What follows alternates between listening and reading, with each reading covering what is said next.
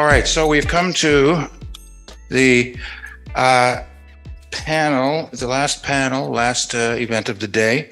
This is a panel in which we're going to try and sum up a little bit. We're going to rely on what's come before, both in terms of healthcare generally and what came before the last 2 days.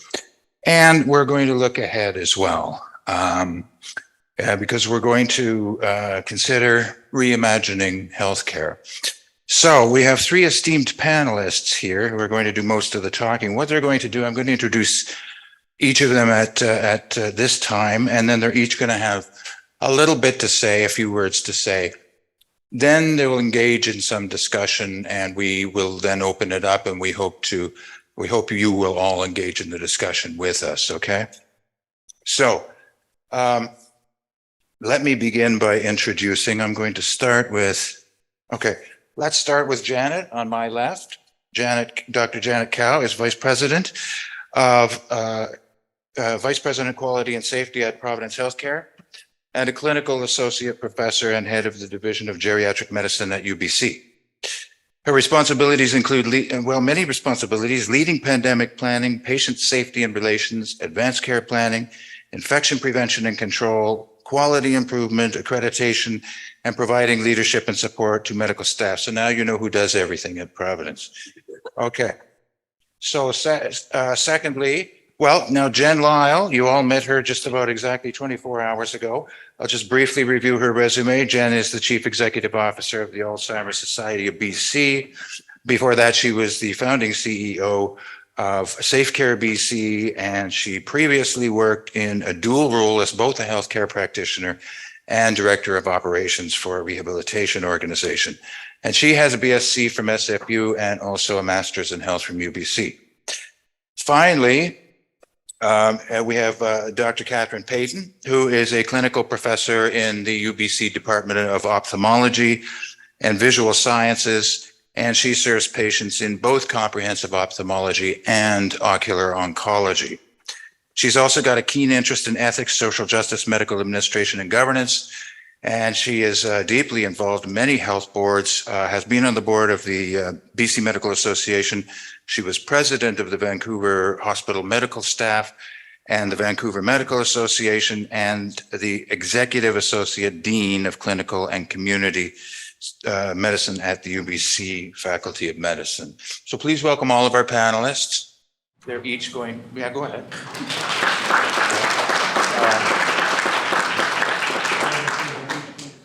I think I drew the short straw, so you get to hear me first, and I have the great pleasure of trying to sum up.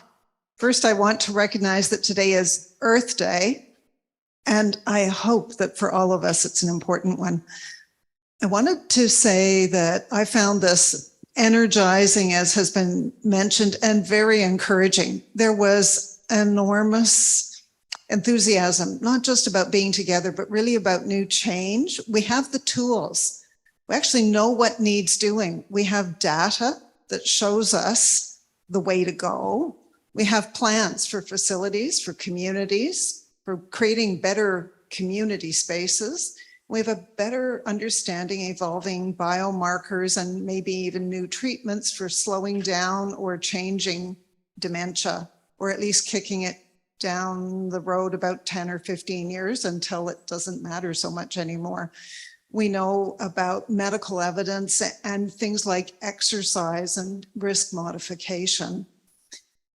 So I wanted to bring first a story, because this is mostly about stories. We've talked about stories as a way to explain what's going on, but also to encode what we're learning. And behind me, there's a picture. It is not a particular picture. It is a picture woven together of many strands, like most of our lives.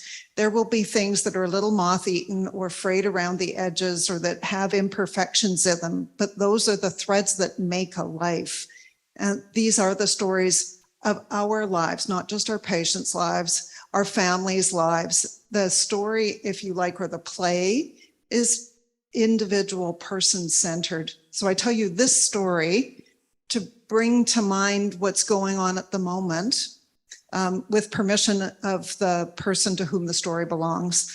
I have a very good friend whom I've known since grade 4 when she arrived at my school with a cast on from another province. During the pandemic, both her mother and her mother-in-law were in the same facility. She has retired recently, and after the first summer, she decided that it was important to get them out of a very well-run facility because she wasn't sure that it was going to go well. Not anything about the facility, just what was happening. Her mother, who had macular degeneration and compromised hearing, as well as being quite deaf, was still physically able to walk up and down and participate in day-to-day life, and she was able to bring her mother home. She could not do the same for her mother-in-law, who developed COVID, got transferred to an acute care facility, and died, but it took her 6 or 7 days to do it, and it wasn't really very nice. All of them were traumatized just by that experience. But fast forward 2 years, her mother died 5 or 6 weeks ago. She managed everything at home and did well with it. There was a very cooperative 98-year-old, a cooperative and invested partner, and a person of ability and knowledge who had no medical background. And the things that hurt my heart were the following.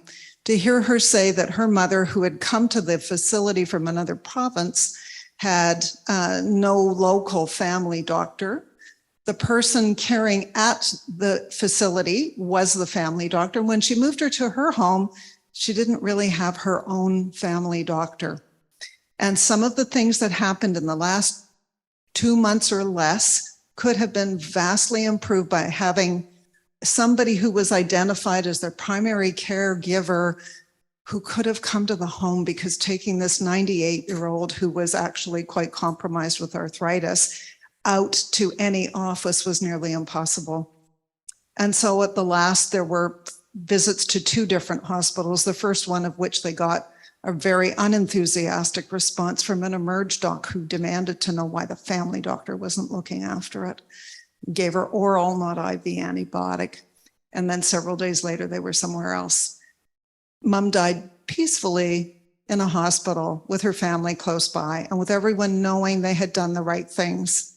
I benefited from the occasional misfired FaceTime call from Mom, who would talk to me and ask why I had a white thing on my face. And I'd say, oh, Nita, it's the other Katherine, because my friend's name is also Katherine. Nonetheless, this was a story to me that represented the dichotomy between the things we know about right now that are wonderful and where we haven't quite got to at the moment. So out of the last 2 days, I had a few observations. It seems to me we need education, both about life, about the course of life. Can I have the next slide? Starting with life skills, because this story is written when we start. We need a life skill course, maybe in school, maybe for young people and teenagers, as well as people in their 20s and 30s, about what to do to keep yourself healthy. We also need education for medical personnel, not the converted folks in the room or online, but everyone else, to understand about what happens with aging and what happens with dying, and to know those things well without fear so that you can handle them well. We have the wonderful economic information. Can I have the next slide? We know that Canada's decided not to rehear at the Supreme Court level another thing about private healthcare. So we have signed on for social healthcare and taken responsibility. We are in a way our brother's keeper. So can we take this information forward so that the planning for Dateline 2040, when I need it, is good, so that when we get there, we have saved forward just the way we have to make our pension plan work. We can't really afford not to do it.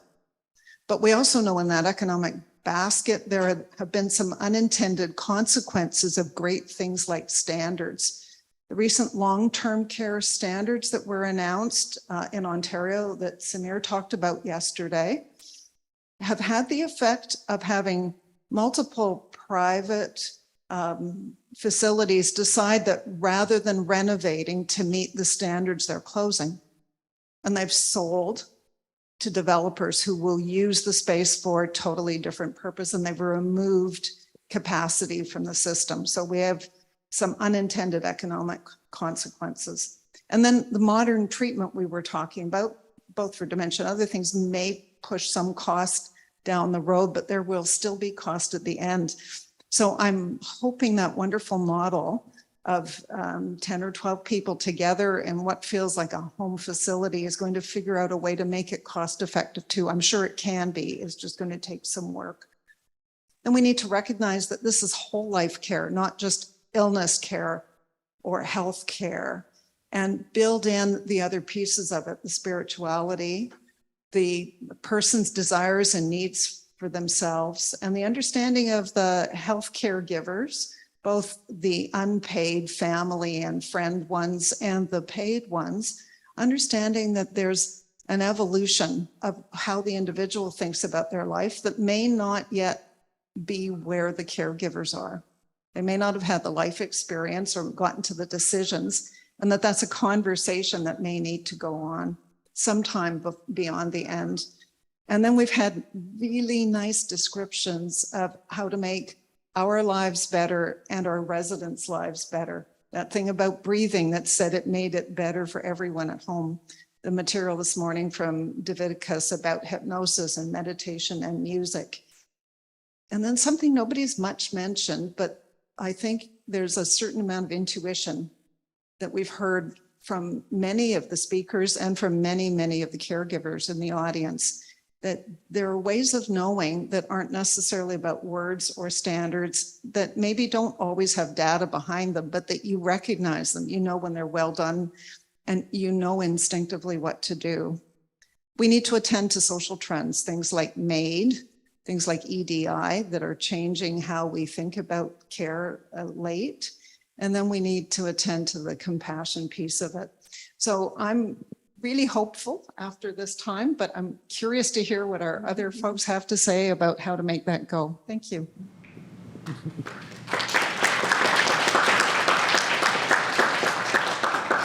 Well, Katherine, I'm grateful you drew the short straw because I think you just did a fabulous job of weaving everything together.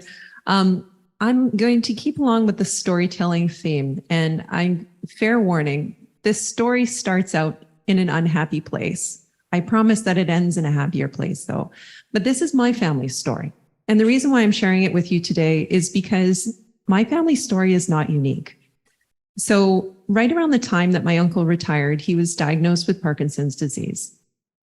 And him and my aunt lived in their home in South Surrey, almost in White Rock, for a number of years afterwards, and happily so. They've been married for many, many years. They never had any children, but they had each other and they loved each other deeply. Now, my uncle's condition gradually got worse, and he started to experience cognitive impairment as a consequence of his Parkinson's.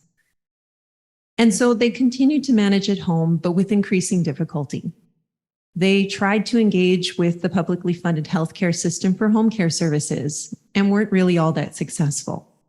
So through a patchwork of people who could come in that they could find through Craigslist and other creative places, through family members coming in, providing support, through connecting with local groups, they made it work, but only to a point.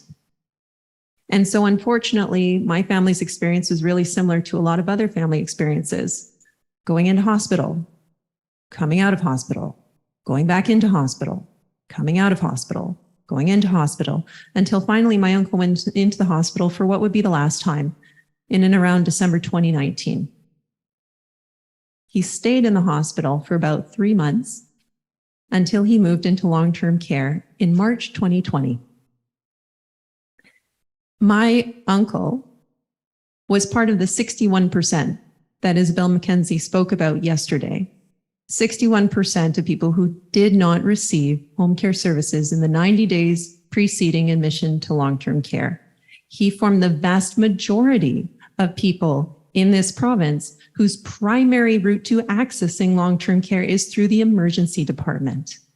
And of course, my aunt was part of the 45% of caregivers to someone who has some form of cognitive impairment or dementia who's experiencing significant distress and burnout.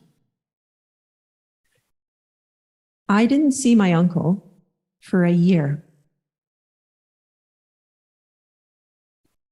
until the night before he died in February 2021.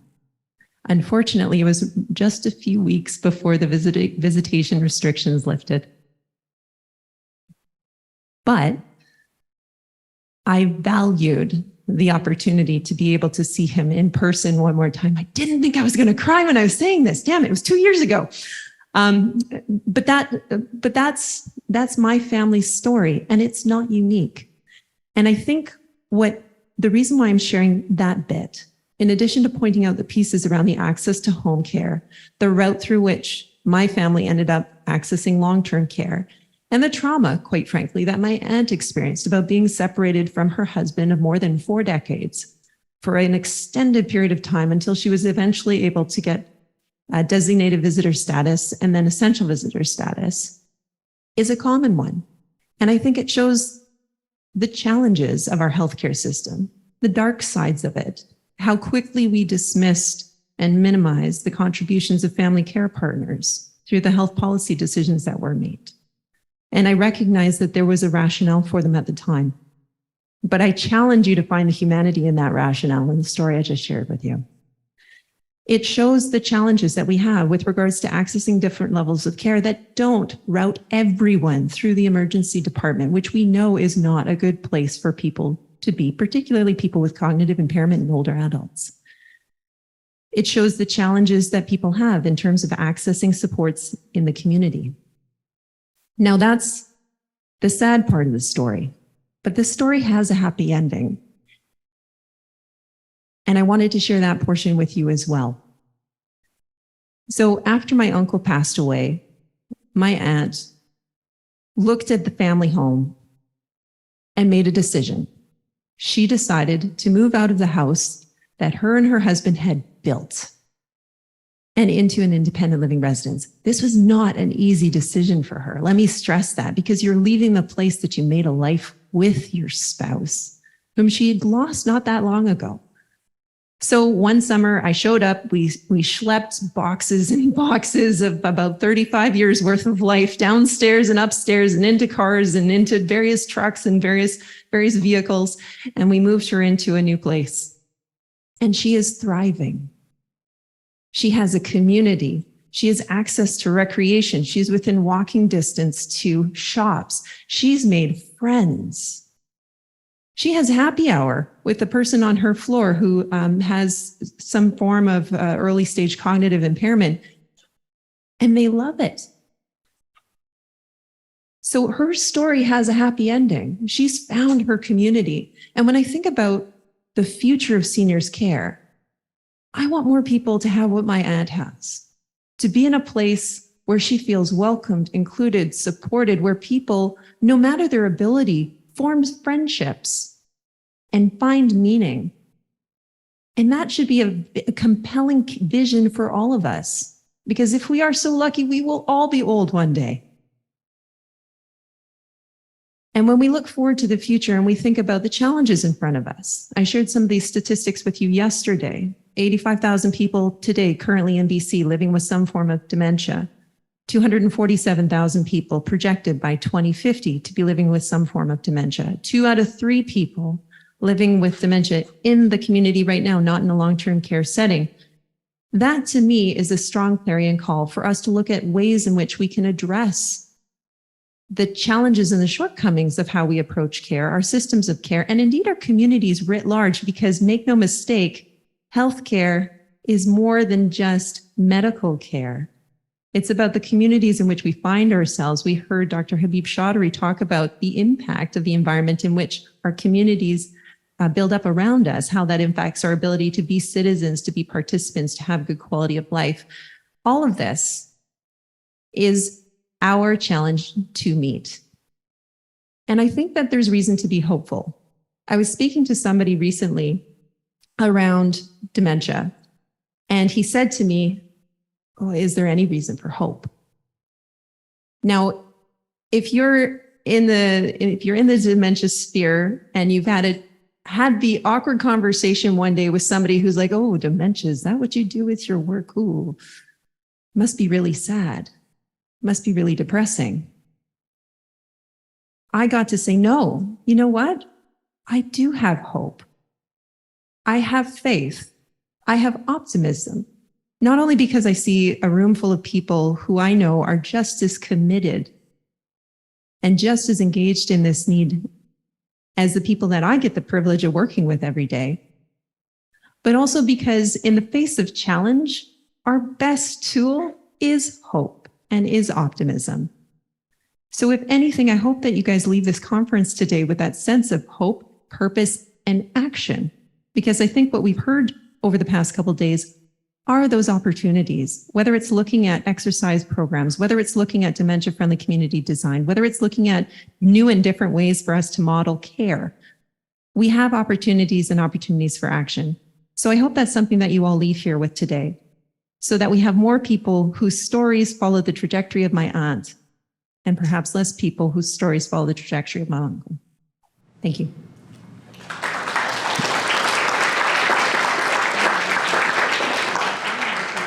Thank you, Jen. Oh, that was a tough one. That's a tough one to follow. Thank you for sharing that story. That was very powerful. Unfortunately, we saw it in the hospitals and in long-term care over and over, what you experienced. And yeah, not pretty. I wouldn't be a good geriatrician if I didn't talk about the demographic imperative. All right. So a lot of people call it the silver tsunami, the great. I don't like tsunami, because that sounds like something that like washes over you and you die, you drown. That's not what I'm talking about. Demographic imperative means something we must do something about. The first baby boomers hit 75 in 2020. All right, so there's a lot of people coming down the pipeline who are going to be in their 70s and then in their 80s and then in their 90s. So we don't have a whole lot of time to keep sort of doing little things, or as someone said, Canada is the land of pilot projects that fail. We actually have to do something to make sure that we make things better. And it can't be slow and bureaucratic. It has to meet the needs of everybody, or we will have failed. One thing I tell my trainees, I say, look, 7-year-olds, they're all kind of the same. Physiologically, they're all kind of the same. They don't have much of a life history. Okay, so pediatrics was never my thing. Seniors, on the other hand, are the most diverse group that you'll ever meet. There's 100-year-olds running marathons. There's 6-year-olds that can't get out of bed. There's people that have been married 3 times. There are artists. There are puppet masters. There are people that have been in jail. There are people that are boxers. I mean, every day when I'm in geriatrics is a new day, a new story. But what that means is that we've got the most diverse group of people that we're having to serve. And then we have to make sure that what we offer them honors their diversity. Otherwise, it's not going to work. Okay, I'll tell you a story. So my mother is actually very healthy. She's like way up on the clinical frail scale. Very, very healthy. She walks like 10, 15 kilometers a day. She's 78 now. When my dad passed away about 10 years ago, she wasn't isolated. I was around all the time. I was working a lot. My brother called her every week, but she was lonely. And I said to my mom, why don't you try out the community center? They have seniors programs. It took a little bit of prodding because she's never been there before and stuff. But she finally went, and she brought back the list of things that they had. And I said, oh, look, hiking or walking. You like to walk. She walks like 10, 15 kilometers a day. So I said, why don't you join that thing? And you might meet somebody or meet a whole bunch of people. So she said, yes, okay. After a bit more prodding, she finally signed up. She went to the first hike, and it was a hike. They went to, I think they went to some park, and they basically walked up a mountain. altogether. And she didn't like the little rocks, and it was kind of, she felt really scared she was going to fall because she's had troubles with her shoulders with dislocations. So after that, she's like, no, that wasn't for me. And I was like, oh, I was so disappointed. And they had nothing else on the list. You know, this was her local community center. So I was like, oh, I have to find something for her. So I had to think and think. And so I finally signed her up for a couple of dating apps. That's a whole other story. That was, if you need help, come talk to me, because that was a real interesting experience. But anyway, I finally got her on a good seniors dating app, right? And she met a bunch of guys. Some of the guys were really interesting. But she finally met one fella, and now they're together. They've been together for about 7 years. They just got back from Europe from a boat trip. She learned how to drive out to Chilliwack, and she's not lonely anymore. And so, but that took me to have to try and find something that would get the service that she needed, because this other stuff just didn't work for her. So we need to be able to make those connections, to be able to offer that choice. You know, you have to give those choices to older people, just like you give them to younger people. So that's what we need to do, is to bring together all you folks, because I've heard amazing things over the last couple of days with the Alzheimer's Society, with other nonprofits, with the Immigrant Aid Societies, with all of you folks that work with seniors. You're all doing amazing things, but you only have enough resources to do certain things. We need to be able to bring that all together and make sure that we get the right services to the right seniors. So that's what Mark and Patty and myself, we're going to be working with the Conconi Foundation and other partners in the New St. Paul's, looking at building a hub and working with Jan and all of the other folks. And so we can only do this together because we can't give everything to everyone. We don't want boutique services. We've had too many of those over the years.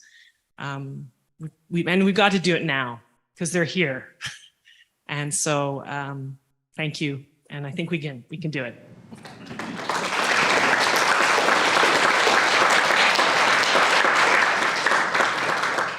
Hey, thanks to all our panelists for those great talks. I had not planned to say anything other than to moderate this, but I think I will tell a brief story. Because, we've already talked about this over the last couple of days, and people in healthcare, outside of healthcare, talk about this, that the one place you really don't want to go other than maybe jail is long-term care institution, right? Nobody really wants to go there. It's not like when I get old, I really hope I end up there. And I don't know what that's like for all of you who work in long-term care, that this is a place nobody wants to be, nobody wants their relative to be there. I don't know what kind of an impact that has on you. But so I want to tell a positive story about that, and I'll explain why after. So my mother had dementia, as I think a lot of people here know. And she was doing very poorly at home. She was, I believe, depressed. And she kept saying what a lot of people in that situation say is, I want to go home, even though she was living in the home she had lived in almost 50 years. But she was, very unhappy. I assume by I want to go home, she meant she wanted to be someplace where she felt safe and so forth. But it also appeared that the home she wanted to go to was indeed her childhood home, to be with her parents. And she'd frequently ask me to call her parents to pick her up and take her home. So she was very lonely. She didn't recognize my father anymore, which was, of course, tremendously difficult on my father.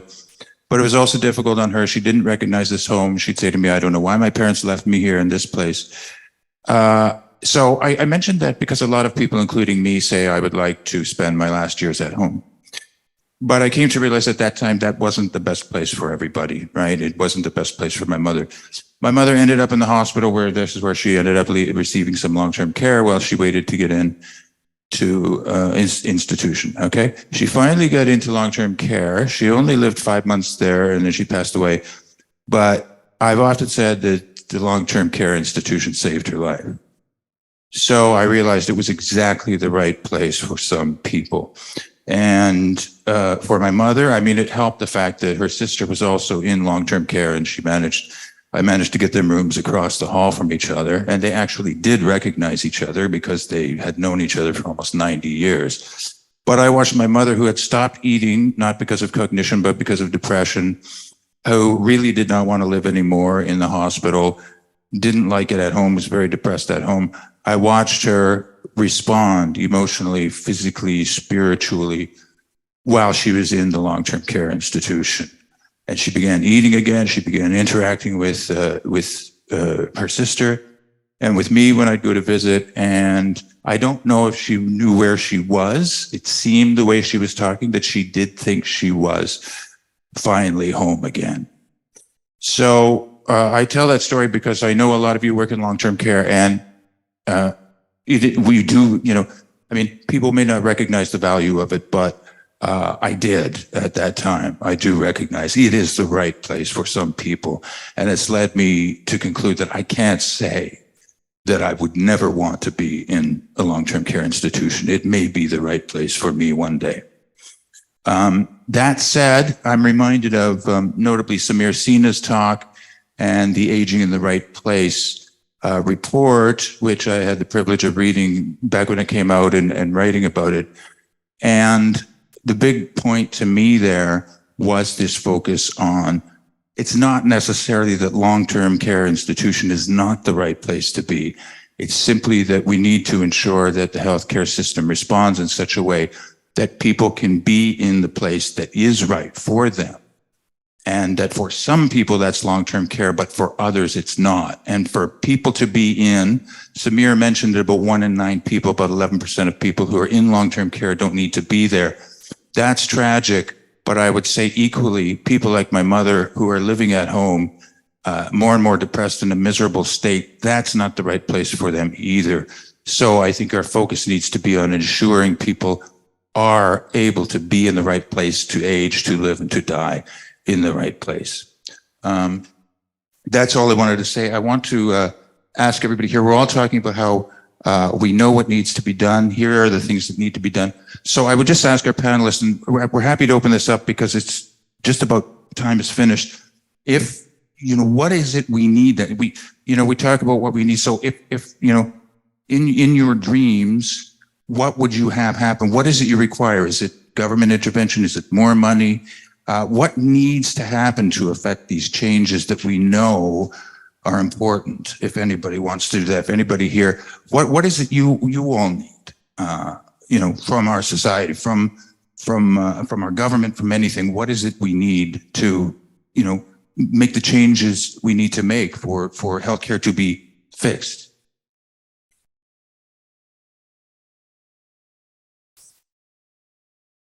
Who works for the Alzheimer's Society BC is going to talk about dementia, a dementia strategy for BC. When we talk about a lot of the challenge, and I'll draw an analogy to cancer care. So current challenges notwithstanding, in BC, we have a relatively robust approach to cancer care. We have a clearly mapped out pathway. We've covered prevention, early diagnosis. We've got treatment. We've got all the compendium of services right through to end of life and strong access to palliative care. In fact, if you look at the cohort of people who have the best access to palliative care, not saying it's perfect, but the best access are people who are terminal cancer patients or who have a terminal diagnosis of cancer. What if we took that same approach and we applied it to dementia? That would be transformative for how we approach seniors care, dementia care in particular. What if, we wove in those pieces that Serge Gauthier talked about in the first session? Prevention, aspects of prevention. By the time you're 40, you've already had a discussion with your doctor about brain health, that everybody's as fluent in brain health and risk reduction measures as we are when it comes to heart health. What if we had that? What if we had access to reliable early diagnosis?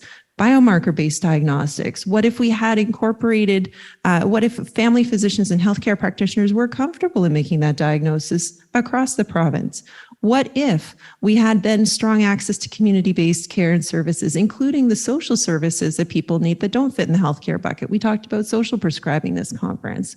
What if we had a vibrant, robust home care sector? I would love to see a situation where our budget isn't 14%. By the way, the continuing care budget, the numbers that Isabel McKenzie referenced was from the report from the Office of the Seniors Advocate on home care. Our current budget for community-based care services is $4.8 billion, which, by the way, is about 10% of the total healthcare budget. But that 10%, 14% of that 10% is home care. What if we were able to incorporate the learnings from other countries like Denmark and looked at greater investment in home care? What if we had strong access to palliative care for people who are end of life and living with dementia, who we know as a group are the least served by palliative care services at end of life when we look at them according to CIHI data? I mean, to me, it's a dementia strategy. That would be transformative when we talk about the healthcare system. Is there anybody else want to make a comment?